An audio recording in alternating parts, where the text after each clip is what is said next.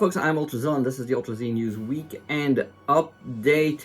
As I alluded to last week, we just had Tamashii Nation 2023 happen in Japan. And there's a bit of news that's come out of there, but nothing like mind-bendingly awesome and new. Just a lot of confirmation of stuff, little other things. One, I guess, kind of major thing for stuff that we talk about here. But I gotta say, there's a few things that are very interesting, but it wasn't as huge as I expected it. Usually we get a lot more things like pop up, and I feel like a lot of the news outlets, Japanese news outlets that are usually reporting on this stuff, were very slow to trickle out stuff. Even Tamashii themselves haven't quite gone through everything that was there, so we could only talk about what I've seen so far. I know there's other stuff there, but I don't know why it's being treated the way it is this time. But that said, let's talk about what we can talk about, and there's a few other news items that I wanted to talk about. So, without further ado, let's get to the news. And one of the big reveals to happen at Tamashii was the Yu-Gi-Oh! SHMA Red Eyes Black Dragon. Looks awesome, and I gotta tell you, man, having seen Blue Eyes in person, that thing is a must get.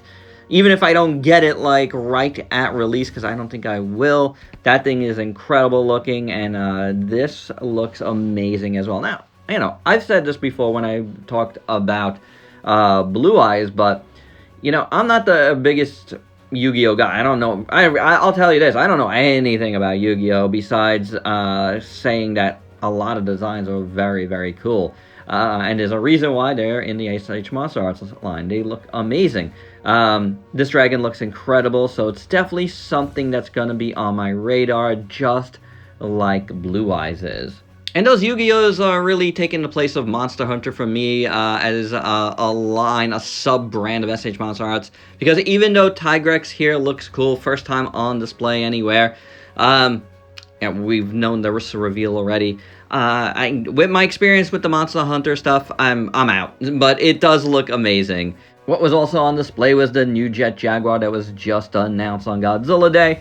And it looks really, really good. But, they said there was going to be more info forthcoming. And during the SH Monster Arts little brief interview, all they talked about was, different photography that they do. It was not a great little panel, honestly. And we don't have any more information, but it does look cool. And this is, across the board with what Tamashii did. It's very, very strange.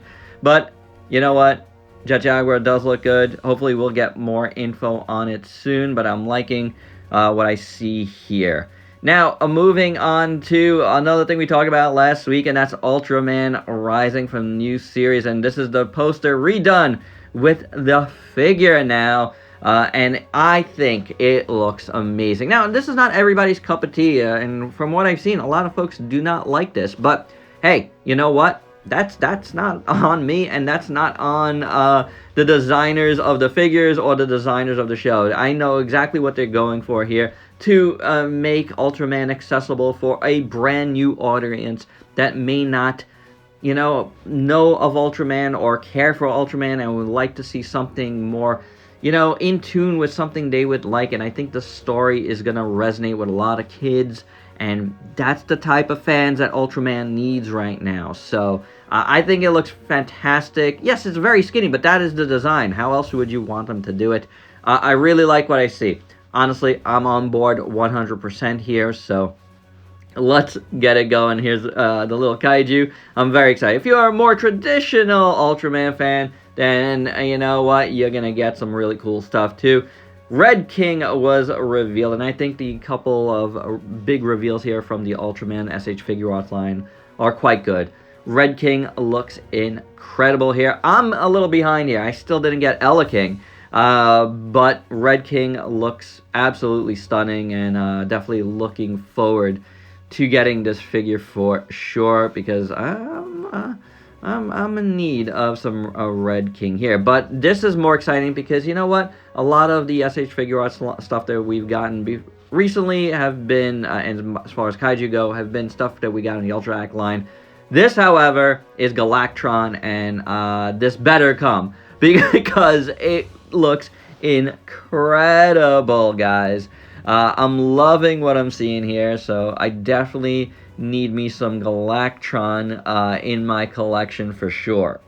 There's a couple other new figures on display on the Ultraman section, and that was Grieza as well as Hunter Sergi. So a couple of interesting figures possibly in the pipeline. We shall see if we get either one of those, but not so bad, as well as even more Ultraman X armor. So, you know, as far as Ultra stuff go, I gotta give it to them. There was quite a bit. Following up on last week's Kaiju number 8, they revealed that there's going to be 2 more figures to go with the titular Kaiju number 8. And that is 2 of the team members. I don't want to give away too much, but they're very cool, really badass team members of the group that, you know, fights Kaiju and whatever. The big news here is not only are they really nice looking SHF anime figures with some really nice weapons, but both figures will come with alternate face plates for Kaiju number 8. So that is pretty cool in my opinion, and something that, you know what, Figuarts has done for a long time. So it's amazing to me that when another company is doing stuff like this, they're getting a lot of grief for it. But you know what? This is a cool way to get you to buy other figures. I have no problem with it. It is a business. So yeah, I'm on board with this. No problem. We got official pics during the show of SOC Gurren Lagann. It was on display as well, I believe. Though a lot of pics didn't come out of it.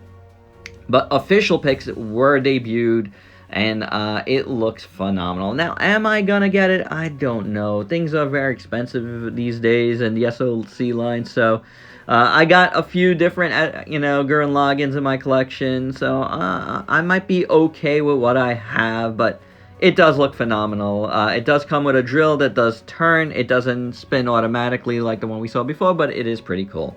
In the metal build line, one of the figures that we did see did get official pics here, and that is a Dragon Bane Lancelot Albion. This is a really cool robot, guys. Very, very nice looking, but there was a couple other things here that I really liked and would have loved to get more information on, and that is from the upcoming Grandizer U anime. There is a new Grandizer figure coming. Don't know what line exactly quite yet. Is it a Solar Chogokin? Is it something else? I'm not 100% sure yet. It comes with the Spazer, or maybe the Spazer comes separately. And then there is an actual figure of, you know, the main character of the show, which looks like an SHF, but I'm not sure if the knees are cut, so I'm not 100% sure.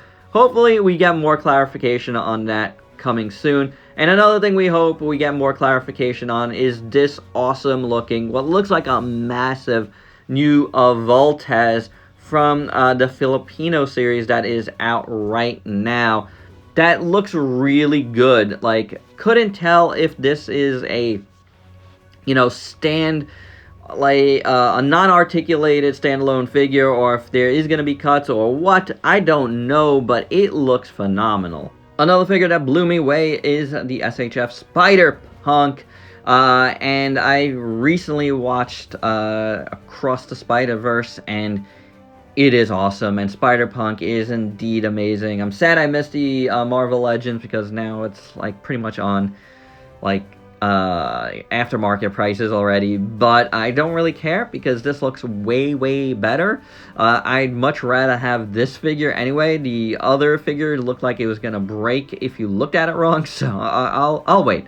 There was also a Flash shown off. I don't really care about this, and an Aquaman, and I don't really care about that really, and I'll be honest, I don't really care about this Mandalorian Trooper, but I figured I'd show him. I do care about the first time on display, the Dino Fury Red Ranger, who looked phenomenal. And this armored Kamen Rider Geats form looks absolutely stunning as well. Really, really nice looking figure for sure there. Then to round it off, we had some new Berserk figures that were shown off. I don't really know anything about them, but I figured I'd show them because they looked fine. And there was a bunch of other stuff, but we're not going to talk about it. Sticking with Bandai Do, in the Ultra Action figure line, there is a set of Ultra Brothers coming out with their cloaks. That's pretty slick for sure. And then in US news, the Godzilla -1 movie monster series is up for pre-order on Amazon and a bunch of places. So if you missed the Japanese release, which I did, I'll be honest, you know, because I kind of took a little break from movie monster series, to be honest, once I heard they were going to start coming out here. Just wanted to see how things started going, and this is a figure that I will be getting come US release. And they also have a poll going in Japan for some more Toho Monster Dream figures. They're going to do a set of 5 of them, kind of like a memorial box almost. So people are voting on them right now in Japan, so we'll see how it goes and how that availability will shake out. What are your favorites from here? Let us know down below. Moving on from Bandai, Haya showed off the official pics for their Kong Skull Island. Pre-orders did go up for this as well, so if you're in the market for this, go ahead and pre-order from your favorite outlet like Entertainment Earth, whatever, BBTS, whatever, if you want to order it from you know, somewhere, you know, overseas and spend a lot more money. You do whatever you want with your money. It does have butterfly joints, which is nice. That's an improvement over their first Kong figure. But hey, no articulated jaw. How dare you, Haya? You're gonna get a whole bunch of grief from your customers. Oh wait, you're not? Oh, Haya doesn't. The Haya fans don't do that for Haya figures. When they do that for other figures. Oh, I see. I see how it goes. Cool news there, bros. Haya also showed off and put up for pre-order a brand new Universal Soldier Devereaux.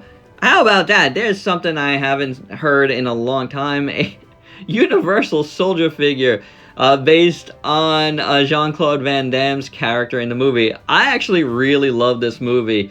I probably won't get this, but I think this is kind of slick, honestly. Nanmu Studios continues to tease their Kong figure with some interesting pics here. You can see the articulation and stuff. So I'm looking forward to hearing more about this for sure. Definitely has been on my radar, and it's on there even more now. X Plus had a couple of new figures this week go up, and first off, a Godzilla 93 from Yuji Sakai, looking pretty slick. And then a kit, another Heisei Godzilla kit in orange, kind of like that burning Godzilla that we've seen, you know, a lot of different companies do. So that's pretty cool. Man, this didn't get a lot of love on its 50th anniversary, but YMSF is gonna be doing some Zone Fighter vinyl figures. That is pretty slick, or at least they're working on it. We'll see if they come to fruition. I hope they do. That would be cool. I would definitely get a Zone Fighter proper for sure. Then DST showed off a Game of Thrones dragon here. I forget this dragon's name, but that's okay. It looks amazing. This is in their Legends in 3D bus, which I have reviewed the Godzilla ones, and I might want to review this one as well.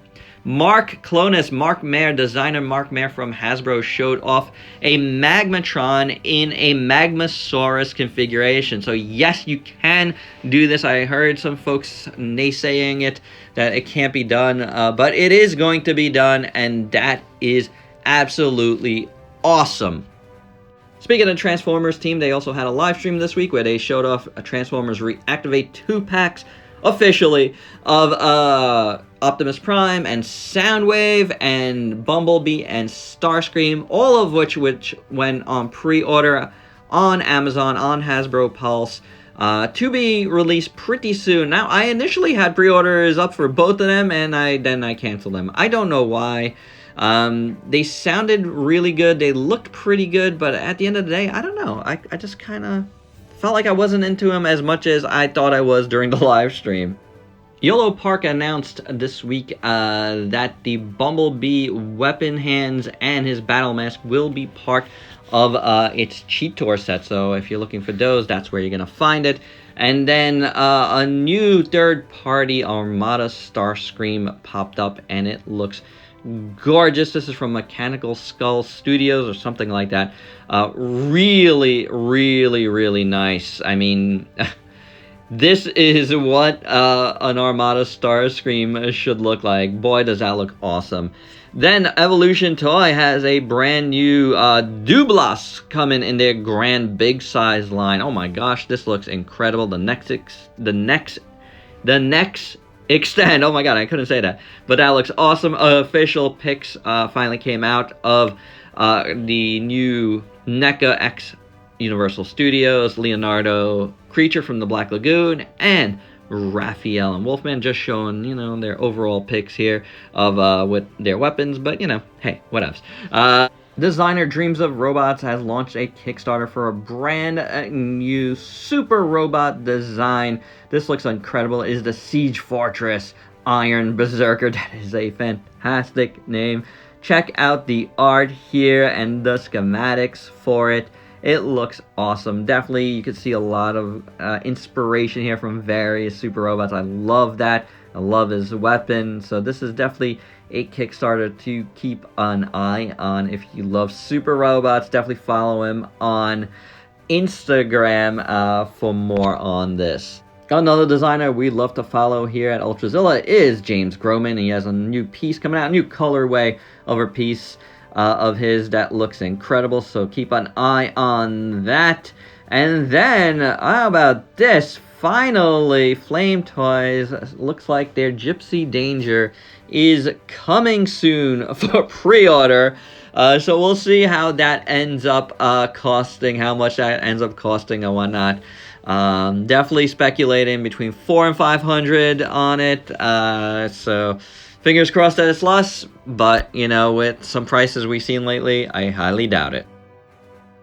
And hey, Ultrazilla back here at the end to end this. Yeah, you know, I don't really use this. I usually end this right in, you know, with the images. But there was something I want to talk about real quick before I completely ended this. And there was another piece of news that was making the rounds, but it was a massive spoiler for Godzilla -1. I'm not going to talk about what the figure line was. I'm not going to talk about what the figure is. Somebody had sent it to me, and if this person watches this, please never do that again. I am perfectly capable of finding news on my own. There's no doubt about that. And, you know, because the movie is coming out very, very shortly, it was something that I just definitely didn't want to talk about at all, and that's why you haven't seen it here. If the release of Godzilla -1 was months from now, there's no way to avoid it. However, because it is such a short gap between, you know, Japanese release and worldwide release, you know, we could wait. We could wait. Unfortunately, fortunately, I didn't open what was sent to me. Unfortunately, I saw it on somebody else from overseas Instagram, and I only caught it briefly because I realized right away that it was something that I didn't want to see, and I moved past it. So, for me personally, it's fueled a little speculation of what that was exactly, because I didn't read into it. And I just didn't want to do that to anybody else anyway. So that's why you didn't see said spoiler thing here. We'll talk about it once the movie is out. And you won't hear me talking about it all before that. Till next time, peace out, peeps.